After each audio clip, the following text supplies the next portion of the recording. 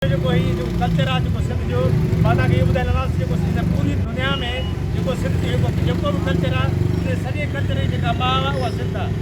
जेको बि कल्चर आहे उनजी माउ ई सिंध आहे। हिन सां पंहिंजे धरती खे कीअं मल्हाईंदा आहियूं, कीअं औलाद को पंहिंजी माउ जी ख़िदमत कंदो आहे, असीं पंहिंजी धरती खे कीअं सेलिब्रेट कंदा आहियूं। असीं निहायती जेका बि सिंधी जेका मीडिया आहे सिंधी मीडिया केतिरी ॿिया सभिनी ॻाल्हियुनि जा निहायती शुक्रगुज़ार आहियूं जो केतिरनि ई सालनि खां वठी जो पंहिंजी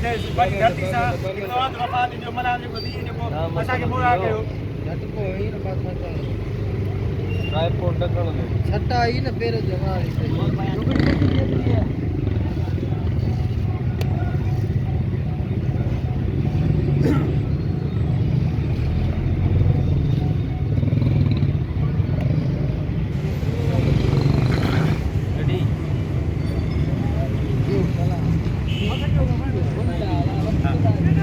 त असांजी जेको अॼु जो जेको ॾींहुं आहे न हीअ जेका असां केटियनि जेको हर साल सदियुनि जेका शुरूआति कई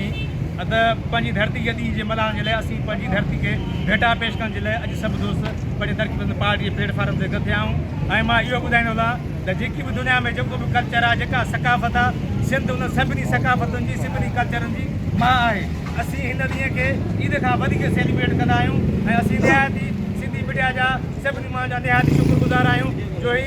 हिकु मख़सूस ॾींहुं 1 डिसंबर जेको मुक़ररु करे असां सिंधी माण्हुनि जे मथां हिकु वॾो एहसान कयो कि असां पंहिंजी हिन धरती खे हमेशह यादि रखंदा अचूं। जेको माण्हू पंहिंजी धरती जा ऐं पंहिंजे